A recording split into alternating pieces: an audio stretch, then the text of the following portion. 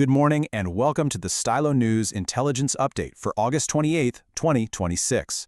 I'm your host. Today we're providing a focused, objective explainer on the strategic situation currently unfolding within the space domain. We will be looking at recent event patterns, military applications, and how major state actors are actively shifting the balance of power in orbit. Let's get right into today's intelligence briefing.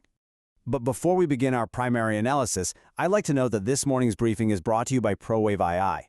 They're the developers behind the Stylo Intel Ops program that's the AI-powered open-source intelligence system we rely on to synthesize today's data. For the commercial platform that delivers AI-powered news directly on demand via the web and mobile apps, you can visit Stylo News. Today's agenda covers the strategic space environment, primary state actors, evolving threat vectors, allied resilience efforts, OSINT sentiment and consensus, and finally, upcoming launches and events. Section 1. The strategic space environment, from platform to network. Perhaps the most significant macro shift we're observing in the space domain right now is the transition away from single, highly complex platforms. Instead, we're moving toward a highly contested, network-centric battlefield. Satellites in predictable orbits are simply becoming increasingly vulnerable, and it's important to remember that space dominance is still fundamentally tethered to the ground.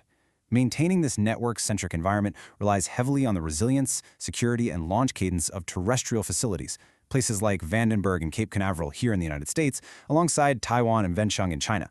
Section 2. Primary state actors, assessing capabilities. Intelligence assessments consistently point to China and Russia as the principal operators challenging the current space domain equilibrium, though they are taking distinctly different operational approaches. China is currently assessed as the long-term pacing threat. They heavily utilize civil-military fusion, they're scaling reusable boosters like the Zhuake 3, and they're rapidly developing distributed low-Earth orbit internet networks, such as SpaceSail. Russia, on the other hand, presents a much more immediate operational threat. They are deploying gray zone tactics, using electronic warfare systems to jam commercial satellite networks like Starlink, alongside the co-orbital stalking of European communications satellites using systems similar to Luch and Olymp. You can really see this operational divergence quite visibly when you look at their ground infrastructure. China maintains a sustained high-cadence dual-use commercial launch schedule from centers like Juan and Xichang.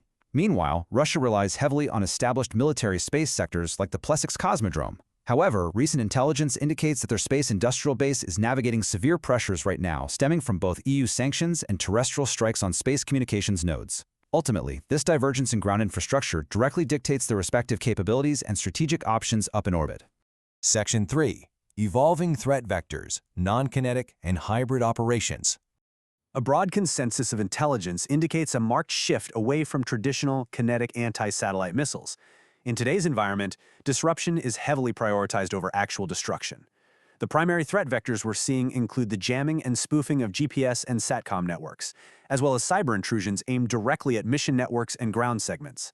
This echoes the vulnerabilities we saw historically with the Viasat-Ka-Sat incident.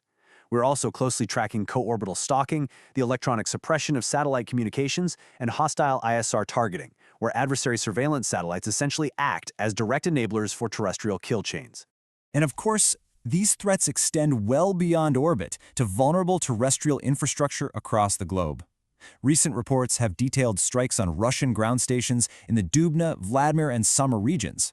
Simultaneously, there are growing intelligence concerns surrounding Chinese-linked overseas satellite facilities, such as the ones located in the Biak area of Indonesia. Facilities like these may provide dual-use collection opportunities, expanding strategic access throughout the Indo-Pacific. Section 4. Allied space resilience efforts, defense and reconstitution. So, in response to these vulnerabilities, the United States, Europe, and allied nations are actively implementing strategies for rapid defense and reconstitution. Key resilience measures currently underway include the pursuit of sovereign launch capabilities, perfectly exemplified by Japan's successful Mitsubishi 7 launch on their H-3 rocket. We're also seeing a strong push for distributed networks, like Europe's Iris-squared secure constellation, which is designed specifically to reduce dependence on foreign infrastructure. Furthermore, enhanced space domain awareness is being prioritized through joint US-Japan Indo-Pacific monitoring payloads, running right alongside ongoing Department of Defense research into deorbiting and rapid reconstitution. This overall shift in defense posture is probably best summarized by the operational framing coming from U.S. Space Command leadership. As they note, satellites in predictable orbits are targetable, and future operations simply demand maneuverability, survivability, and resilience. Survival in orbit is no longer about having the thickest armor, it's about agility and distribution. Section 5. OSINT Sentiment and Consensus. The Independent Meta-Analysis. To validate these official assessments, we always look to the independent meta-analysis, gathering insights from defense analysts and social media reporting over the past 2 weeks. The consensus here remarkably mirrors official intelligence. There is a high and growing concern regarding China's rapid scaling of distributed constellations and reusable launch systems. Many view these as foundational to wartime kill chains. Concurrently, there is broad agreement that Russia's electronic warfare and SATCOM jamming present a very real immediate operational risk to allied communication networks.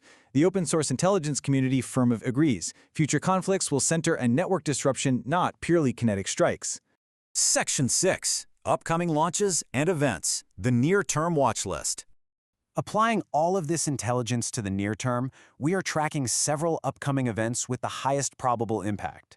These include China's Zhuk 3 Flight 2 reusable booster test, an event that would materially improve their launch economics and surge potential.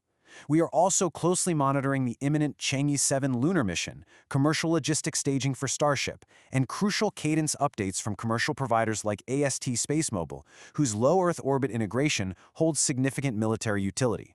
We anchor these watch list items geographically, just to remind us that terrestrial preparations are what directly drive the balance of power in orbit. Activity at facilities like the Jiuquan Satellite Launch Center in China, or logistics staging at the Christmas Island Support Area are the very physical manifestations of this network-centric competition we've analyzed today. Which brings us to a critical strategic question to leave you with today.